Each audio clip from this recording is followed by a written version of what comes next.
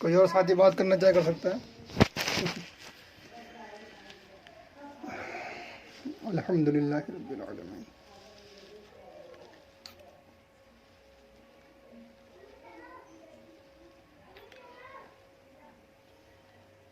کل جو ہے سورہ جمعہ میں پڑھ رہا تھا میں رات، تو بہت سارے مضمون ذہن میں آ رہے تھے، بہت سے خیالات دل میں آ رہے تھے.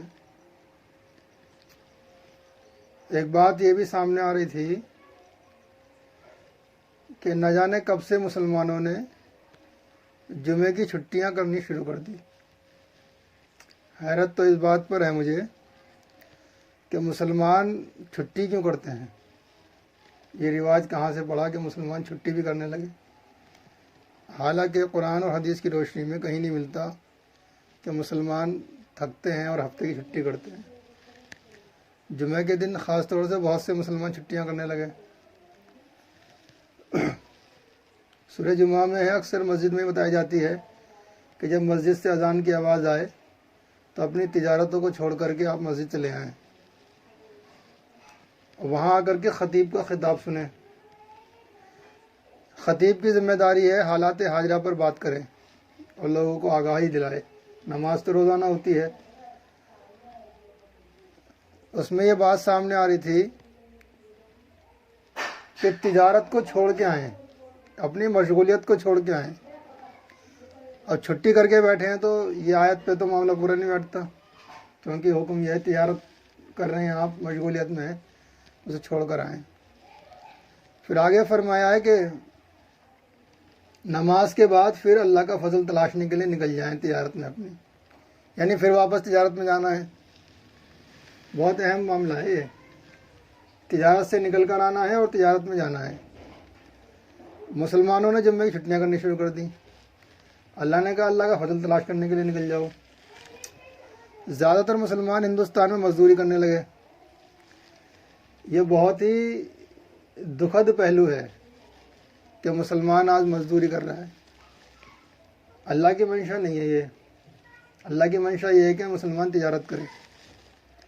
تو میں نے خود رات یہ عہد کیا کہ انشاءاللہ بہت جلد، چاہے صرف جمعے کے روز کے لیے ہو، تجارت ہونی چاہیے، چاہے صرف ایک دن ہو ہفتے کا تجارت کے لیے.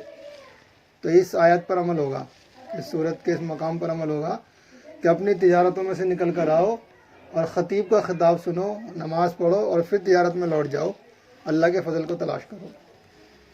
یعنی اللہ نے جو خیر و برکت اور روزی جو ہے تجارت میں زیادہ رکھی ہے.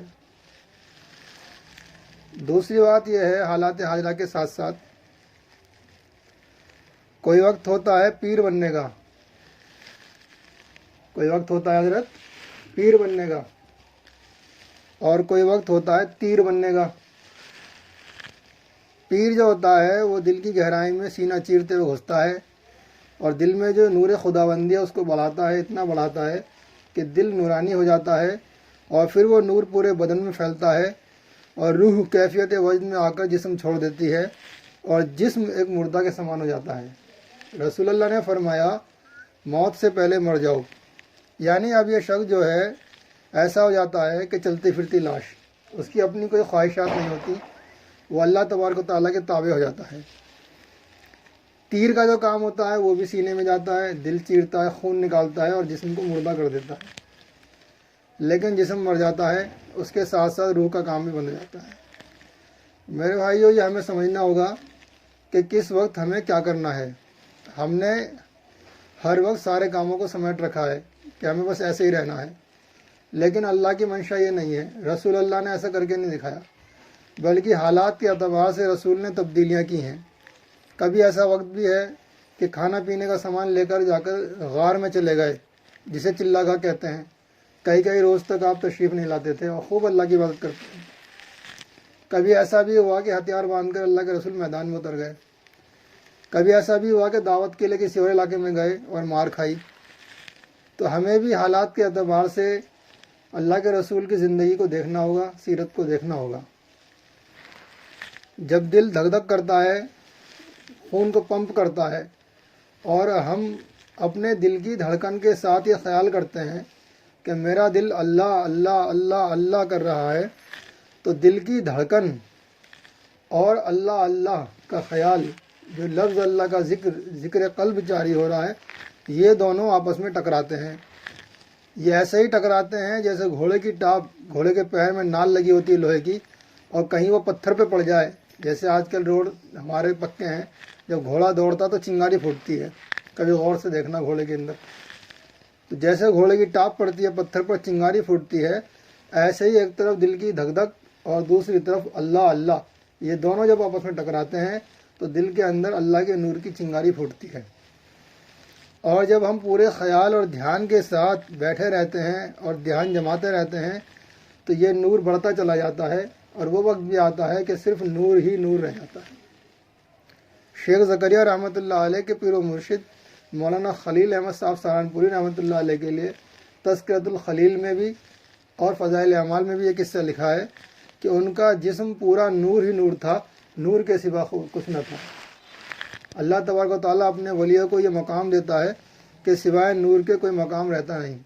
فضائل درود میں ایک قصہ لکھا ہے، حضرت صاحب عالم صاحب کو بھی دکھایا تھا میں نے اس دن، کہ ایک بزرگ کا انتقال ہو گیا، 30 دن تک وہاں سے خوشبو آتی رہی، پورے 1 مہینے خوشبو آتی رہی۔